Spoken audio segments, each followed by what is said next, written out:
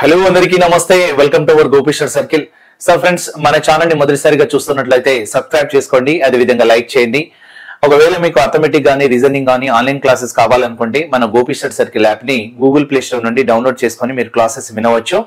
మరి లేట్ చేయొద్దు, ఎందుకంటే డిసెంబర్ లో గానీ మనకి ఫిబ్రవరి మార్చ్ లో గానీ ఎస్ఐ కానిస్టేబుల్ నోటిఫికేషన్ వచ్చే ఛాన్స్ ఉంది కాబట్టి సో అథమెటిక్ రీజనింగ్ ఇప్పటి నుండే మనం ప్రాక్టీస్ చేస్తే ఒక మంచి స్కోర్ చేయవచ్చు. ఓకేనా?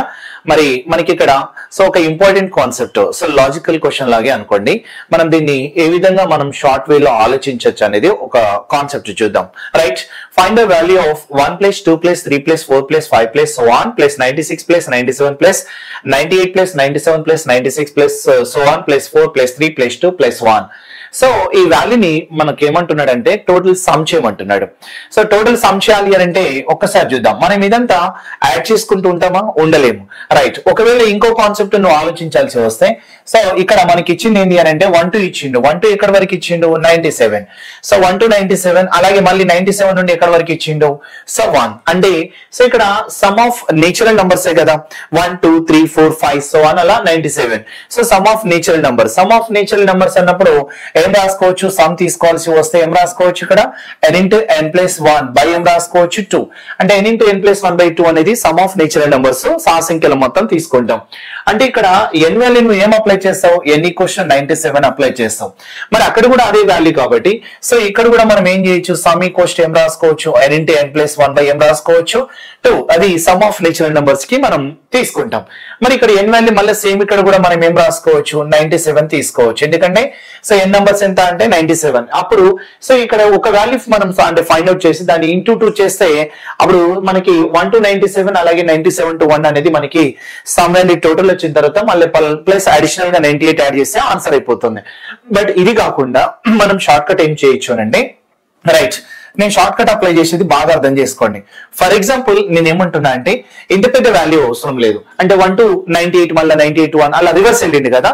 కాన్సెప్ట్ ఇలా ఉంటుంది, 1 to 98 కి వచ్చిండు మళ్ళీ బ్యాక్ వెళ్ళింది. ఇది కాన్సెప్ట్. నేనేం చేస్తున్నా, ఇంత లెంతీ నెంబర్స్ కాకుండా మనం షార్ట్ నెంబర్స్ తీసుకోవచ్చు. ఏంటిది?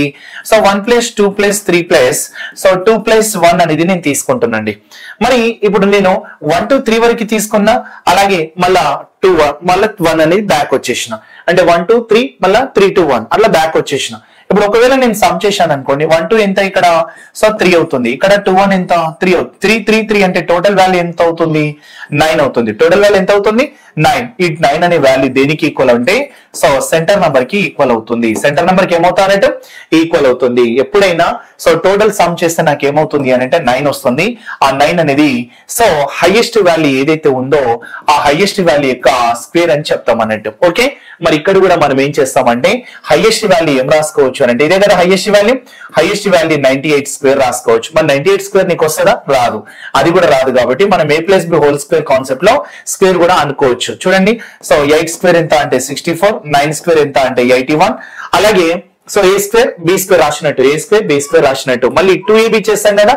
9 8 వాల్యూ ఎంత? సో 72. 72 ని డబల్ చేస్తే సో 144. అంటే ఒక డిజిట్ వదిలేసి యాడ్ చేయండి. అప్పుడు నాకు వచ్చే వాల్యూ ఏం రాసుకోవచ్చు అని అంటే సో ఇక్కడ 4, ఇక్కడ ఎంత రాసుకోవచ్చు అంటే 10, అలాగే ఇక్కడ 1 కాబట్టి 6, ఇక్కడ 9. అంటే నా ఆన్సర్ ఎంత అంటే 9604 అవుతుంది. ఏమవుతుంది? 9604. అంటే 98 స్క్వేర్ వాల్యూ 9604. ఎప్పుడైనా ఇలా వాల్యూ హైయెస్ట్ వరకు వచ్చి మళ్ళీ బ్యాక్ వచ్చింది అనుకోండి, అప్పుడు సెంటర్ వాల్యూకి ఏమవుతుంది అని అంటే అది ఒక మనకి ఏమవుతుంది అంటున్నాం? స్క్వేర్ అవుతుంది అంటున్నాం. ఇప్పుడు మీరేం చేయాలి అని అంటే సో ఈ క్వశ్చన్ ని సాల్వ్ చేయండి. రైట్, నేనేమంటున్నాం?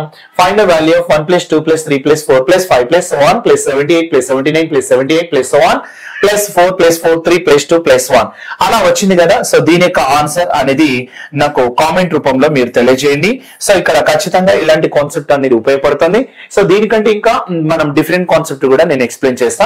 ఇలా కాకుండా ఇంకా డిఫరెంట్ గా అంటే n కాన్సెప్ట్ లో కానీ x కాన్సెప్ట్ లో ఇచ్చినప్పుడు ఏం చేస్తారని చెప్పొచ్చు. ఇప్పుడు దీని ఆన్సర్ మీరు ట్రై చేస్తే ఖచ్చితంగా మీకు వస్తుంది. ఇదే కాన్సెప్ట్ అప్లై చేయండి.